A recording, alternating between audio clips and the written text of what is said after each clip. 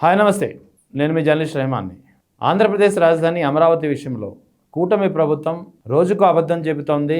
ఎన్ని అబద్ధాలు చెబుతుందనేది మరోసారి నిరూపితమైనటువంటి పరిస్థితి. వాస్తవానికి ఇప్పటికే అమరావతి విషయంలో ఎవరైనా ఏదైనా విమర్శలు చేస్తే ఆ విమర్శలు చేసేవారిపై, ఆరోపణలు చేసేవారిపై పెద్ద ఎత్తున కేసులు నమోదు చేసినటువంటి పరిస్థితి. ఇటీవల ఒక ప్రభుత్వ ఉద్యోగిని కూడా సస్పెండ్ చేసింది ఈ కూటమి ప్రభుత్వం, ఇదే అమరావతి విషయంలో విమర్శలు చేసిన పాపానికి.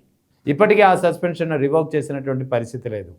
అంటే ఎలా ఉందంటే వ్యవహారం, అమరావతి గురించి ఎవరు విమర్శ చేయకూడదు, అమరావతిలో ఎన్ని లోపాలు ఉన్నా సరే ఎవరు ఎత్తి చూపకూడదు, అమరావతిలో ఎంత లోపభూయిష్టంగా ఉన్నా సరే విధానం ఎవరు దీన్ని ప్రశ్నించకూడదు. అమరావతి విషయంలో నంది అంటే పంది, పందిని నంది, పందిని పంది అంటే పంది అనాలి, పందిని నంది అన్నా నంది అని ఒప్పుకోవాల్సింది. ఒకవేళ లేదు పంది నంది కాదు, పంది పందే నంది నంది అంటే ఆ వ్యక్తులపై, ఆ సంస్థలపై కేసులు నమోదవుతాయి. ఇది అమరావతిలో ప్రస్తుతం జరుగుతున్నటువంటి పరిణామాలకు సంబంధించినటువంటి సిచ్యువేషన్. సో అటువంటిది ఇప్పుడు తాజాగా ఏకంగా ప్రపంచ బ్యాంకుకు కూడా అమరావతి విషయంలో నిస్సిగ్గుగా అబద్ధాలు చెప్పేందుకు సిద్ధమవుతోంది కూటమి ప్రభుత్వం. ఇటీవల అమరావతికి సంబంధించి, అమరావతి వరద ముంపు ప్రాంతానికి సంబంధించి ప్రపంచ బ్యాంకు వైస్ ప్రెసిడెంట్, ప్రపంచ బ్యాంకుకు సంబంధించినటువంటి రెస్క్యూ బృందంతో కూడినటువంటి మొత్తం 9 మంది ప్రతినిధుల బృందం అమరావతిని సందర్శించింది. ఎందుకు అంటే అమరావతికి సంబంధించి అమరావతి నిర్మాణ పనులకు ఎక్కువగా రుణభారం కానీ, ఆర్థిక సహాయం కానీ అందుకుంటున్నది, ఇస్తున్నది ప్రపంచ బ్యాంకే కాబట్టి. సో అమరావతి విషయంలో ఇప్పటికే వివిధ కథనాలు వస్తున్నాయి. అమరావతి ముంపు ప్రాంతమని, అమరావతి గట్టిగా వర్షాలు వస్తే అమరావతి వరద ముంపులో చిక్కుకునే ప్రాంతమని, అక్కడ రివర్ ఫ్లడ్ ప్లైన్ ఏరియా అని చెప్పి పెద్ద ఎత్తున విమర్శలు వస్తున్నటువంటి పరిస్థితి. దీనికి తగ్గట్టు వర్షాకాలం వస్తే చాలు అక్కడ నీళ్ళంతా చేరిపోయి నీరు తోడుకునే పరిస్థితి, పెద్ద పెద్ద మోటార్లతో నీరు ఎత్తి పోసే పరిస్థితి, ఒక విధంగా చెప్పాలంటే లిఫ్ట్ ఇరిగేషన్ ప్రాజెక్టును తలపించే పరిస్థితి వర్షాకాలం సమయంలో అక్కడ కనిపిస్తుంటుంది. సో ఈ నేపథ్యంలోనే పెద్ద ఎత్తున విమర్శలు వస్తున్న క్రమంలో అమరావతి నిర్మాణాల పనులకు పెద్ద ఎత్తున ఆర్థిక సహాయం అందిస్తున్నటువంటి, రుణాలు అందించడానికి ముందుకు అందిస్తున్నటువంటి ప్రపంచ బ్యాంకుకు సంబంధించినటువంటి ఒక బృందం, 9 మంది సభ్యులతో కూడినటువంటి బృందం అమరావతిని సందర్శించి అమరావతిలో ఎదురవుతున్నటువంటి వరద ముంపుకు సంబంధించినటువంటి పరిస్థితిని ప్రభుత్వానికి ప్రశ్నించింది. సో దీనికి ప్రశ్నించినప్పుడు ప్రభుత్వం దీనికి సంబంధించి ఒక వివరణ ఇచ్చింది. 100 ఏళ్లకు సంబంధించినటువంటి ప్రణాళిక రూపొందిస్తున్నాము అమరావతి వరద ముంపు విషయంలో అని. కానీ అదే సమయంలో ఒకవైపు అమరావతి వరద ముంపు ప్రాంతం అని చెప్పిన ప్రతి వారిపై కేసులు నమోదు చేసింది. అమరావతి వరద ముంపు ప్రాంతం అంటూ అబద్ధాలు ప్రచారం చేస్తున్నారంటూ కేసులు నమోదు చేస్తుంది. మరి అమరావతి వరద ముంపు ప్రాంతం కానప్పుడు ప్రపంచ బ్యాంకు అడిగిన ప్రశ్నకు అమరావతి వరద ముంపును దృష్టిలో పెట్టుకుని 100 ఏళ్ల ప్రణాళిక సిద్ధం చేస్తున్నామని ప్రభుత్వం ఎలా చెప్పిందనేది ఇప్పుడు ప్రభుత్వానికే తెలియాల్సినటువంటి అవసరం ఉంది. దీనికి సంబంధించి ప్రపంచ బ్యాంకుకు ముందు ఒక నివేదిక కూడా సమర్పించింది. ఏ విధంగా లిఫ్ట్లో అమర్చించి అక్కడ నీటిని తోడుతున్నారనేది కూడా వివరించిన ప్రయత్నం, అది కూడా ఏకంగా నివేదిక రూపంలో ప్రపంచ బ్యాంకుకు సంబంధించినటువంటి 9 మంది ప్రతినిధుల బృందానికి ప్రభుత్వం ఒక నివేదిక సమర్పించింది.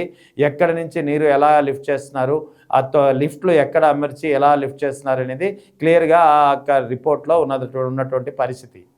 అదే సమయంలో కొండవెట్టి వాగు, పాలవాగు, ఈ 2 వాగులకు సంబంధించినటువంటి ముంపు ప్రాంతం ఏదైతే ఉందో దీన్ని కూడా ఒక సుందరమైనటువంటి ప్రాంతంగా లేదా ఒక టూరిజం ప్రాజెక్టుగా చూపించే ప్రయత్నం, అంటే ఇది కూడా ఒక అబద్ధం చెప్పే ప్రయత్నం చేసింది ప్రభుత్వం. అంటే సుందరమైనటువంటి అవెన్యూ ప్లాంటేషన్తో ఆ ప్రాంతాన్ని ఒక టూరిజం డెవలప్మెంట్ ప్రాజెక్టుగా క్రియేట్ చేసి చిత్రీకరించే ప్రయత్నం చేసింది. అదే నివేదికలో ఇదే విషయాన్ని ప్రస్తావిస్తూ ప్రపంచ బ్యాంకుకు సంబంధించినటువంటి 9 మంది ప్రతినిధుల బృందం ముందు ఉంచింది. అంతేకాకుండా వరద నివారణ చర్యలను ఏ స్థాయిలో చేపడుతున్నామో కూడా ఆ బృందానికి వివరించే ప్రయత్నం చేసింది. ఎందుకంటే అమరావతిలో ముంపు ప్రాంతం నివారణ కోసం, వరద నివారణ చర్యల కోసం ఇప్పటికే ప్రభుత్వం దాదాపుగా 0.8 టీఎంసీల సామర్థ్యంతో 3 రిజర్వాయర్లు నిర్మిస్తోంది. ఇందులో పెనుమాక రిజర్వాయర్ 0.1 టీఎంసీ సామర్థ్యంతో నిర్మిస్తుంటే, శాఖమూరులో 0.3 టీఎంసీల సామర్థ్యంతో, ఇక నీరుకొండలో 0.4 టీఎంసీల సామర్థ్యంతో మొత్తం 3 రిజర్వాయర్లను 0.8 టీఎంసీల సామర్థ్యంతో నిర్మిస్తుంది. ఈ వివరాలని కూడా అదే నివేదికలో సమర్పించింది ప్రభుత్వం. మొత్తానికి ప్రపంచ బ్యాంకుకు సంబంధించినటువంటి 9 మంది సభ్యులతో కూడినటువంటి బృందం అమరావతి సందర్శించినప్పుడు ఇటీవల అమరావతికి సంబంధించినటువంటి వరద పరిస్థితిని, వరద ముంపు వివరాల్ని అడిగినప్పుడు, ప్రశ్నించినప్పుడు ప్రభుత్వం ఇచ్చినటువంటి వివరాల్లో 100 ఏళ్ల ముందస్తు ప్రణాళికతో ఒక ప్రణాళిక సిద్ధం చేశామని చెప్పడం అనేది ప్రభుత్వం ఏ విధంగా ద్వంద్వ ప్రమాణాలు పాటిస్తుందని చెప్పడానికి క్లియర్ కట్ ఒక ఉదాహరణ. ఎందుకంటే ఓవైపు అమరావతిపై దుష్ప్రచారం చేస్తున్నారు, అమరావతి ముంపు ప్రాంతం అంటూ ఒక దుష్ప్రచారం చేస్తున్నారంటూ మండిపడుతున్నటువంటి కూటమి ప్రభుత్వం అమరావతి ముంపు ప్రాంతం అని చెప్పే వారిపై, అమరావతి ముంపు ప్రాంతంలో ఉన్నటువంటి వరద పరిస్థితిని తరచూ ప్రశ్నించిన వారిపై కేసులు పెడుతోంది. కానీ ఇక్కడ ఇదే ప్రశ్నించినటువంటి ప్రపంచ బ్యాంకుకు మాత్రం 100 ఏళ్ల ముందస్తు ప్రణాళికను ఏ విధంగా సిద్ధం చేశామో చెబుతోంది.